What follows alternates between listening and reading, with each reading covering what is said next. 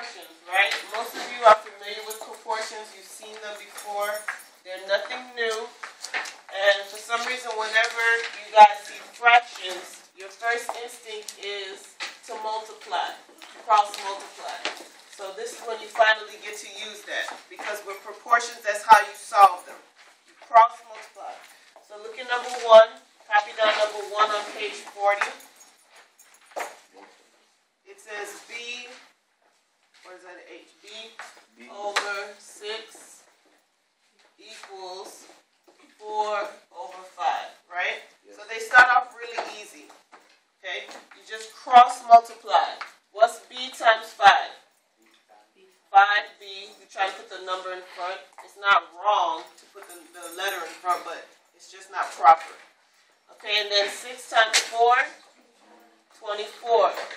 Okay, so you have 5B equals 24. And then how do you solve this? You guys know how to do that. Diego? You divide both sides by 5. So the 5's cancel. And somebody tell me what 24 divided by 5 is. That's just 4 point something. Bianca? 4.8.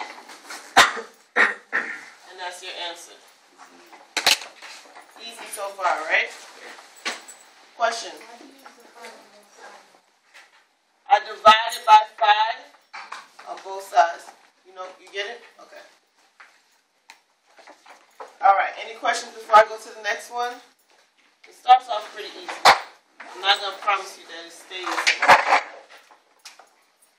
Alright, number 2.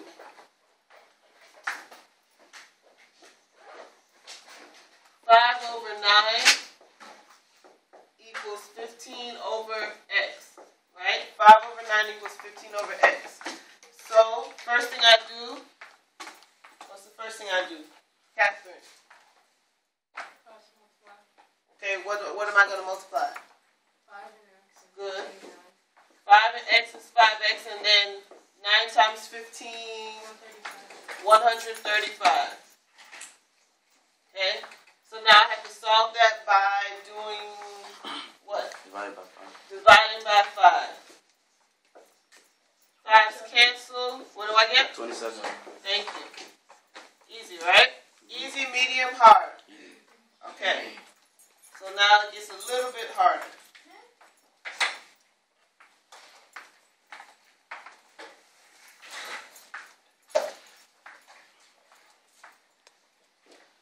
Number 3,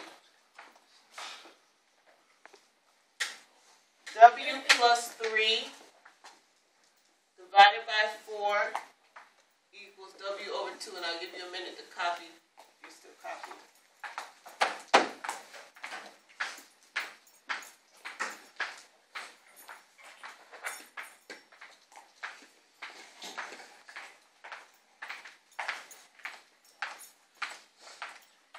W plus 3 over 4 equals W plus 2. Alright, so now, still you cross multiply. Okay, 4 times, why am I using green? 4 times W.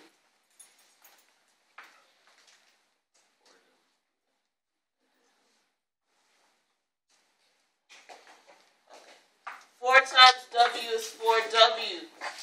What about W plus 3 times 2? Darian. Close. Make it easy for yourself. Just write it out. 2 times W plus 3. Yes. Because you're showing that you're multiplying that whole thing. W plus 3 times 2. Okay? Now, what Darian was trying to do was multiply it out. Now we can do that. Okay, so you get 4W equals, what's 2 times W? What's 2 times plus 3? Plus or minus 6? Which one? Plus 6. Right? Now we should know how to solve this. You have W's on opposite sides. Somebody has to go down. Who's going down? The The 2W, the little guy, he's going down. So subtract 2W from both sides. What's 4W? Take away 2W. 2W. These cancel. Bring down the positive 6. Now what do I do? What, Jeff? Good. Don't be scared. Divide by 2. You get W equals 3. You see, so now you're starting to see how all the different lessons that you've learned so far are coming together. The chapter 1 of your book is called Foundation. Let me see before I tell you a lie. I think it's called Foundations. Yeah. Chapter 1 is called Foundations for Algebra. That means these are like the ABCs of algebra that you learned in chapter 1. Now we're getting to the point where we're starting to make words. Okay? So all these different things that you learned, how to combine like terms, how to solve 1- and 2-step equations, how to use distributive property, you start using them all together. Okay? That's how math works. It's like building blocks. You learn the little pieces first, the little skills first, and then you start bringing them all together. That's why it's important. If you miss one, you're absent, you didn't get something, you got to make sure you get that some way, somehow. It's not just going to disappear. People tend to do that with fractions. They're like, oh yeah, I didn't get fractions.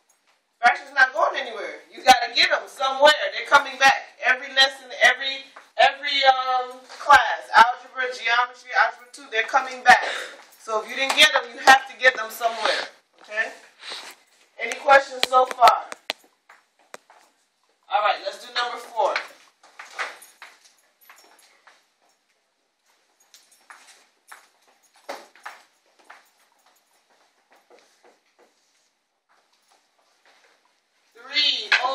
X plus 1 equals 1/2. Okay? So, this one's not so bad. What do I need to do? Diego. Good. 3 times 2 is? Okay. I'm sorry. What mean? X plus 1 times 1. Which is going to be what? No. What's 4 times 1? What's 7 times 1? What's negative 10 times 1? What's 16 times 1? What's a million times 1? What is x plus 1 times 1? What's 1? X 1. Let's try that again. What's 6 times 1? 6. What's 4 times 1? 4. What's 20 times 1? What's negative 2 times 1? What's 0.6 times 1? 0.6. What's x plus 1 times 1? X plus 1 times 1. Somebody, hold on. Somebody got it. I said that. What's x plus 1 times 1? X plus 1. Thank you. You're welcome. Anything times 1 doesn't change. Remember we learned that? Multiplication property, identity property of multiplication. Alright, so we got 6 equals x plus 1. If you wanted to do it the long way, you could have did 1 times x is x. 1 times plus 1 is plus 1, if that makes you feel better. But I'm trying to get you to get those shortcuts going in your head. If you know you're multiplying by 1, there's no need to even go through all of this. Just write x plus 1. You know it's not going to change if you're multiplying it by 1. Alright, so what do I do when I get here?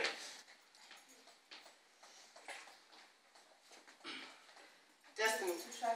Subtract 1 from both sides. So 6 minus 1 is 5. Bring down the x. These cancel, and that's your answer. Easy, medium, hard? Easy.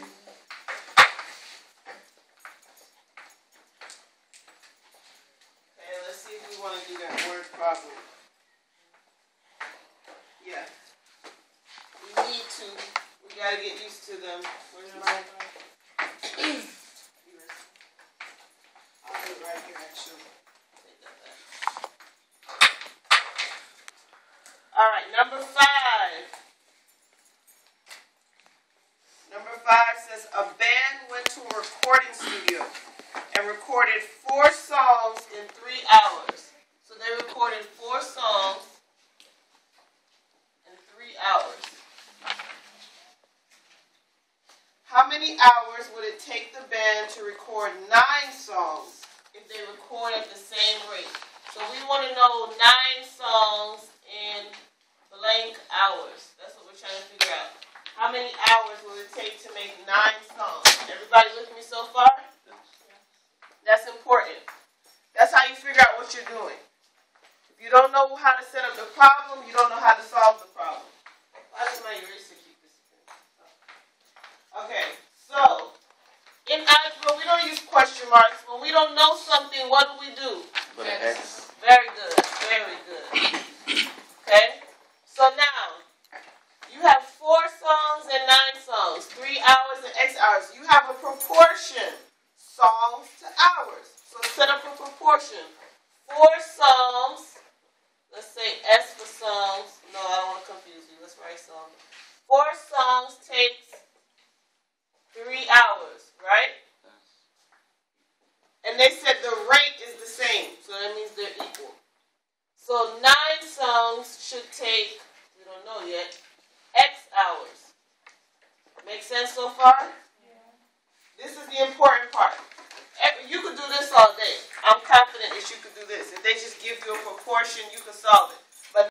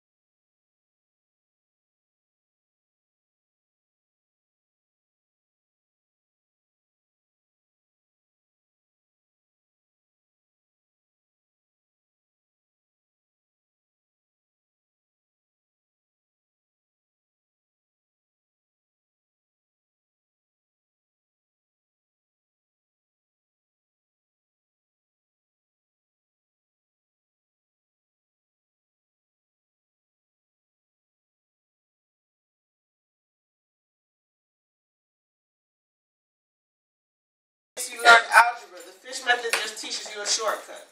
Okay? So, no more fish method or whatever you call it. Huh? No, we're not even going to talk about it. We're not even going to talk about it. We're just going to let it go. So, just remember this way, okay? I'm good?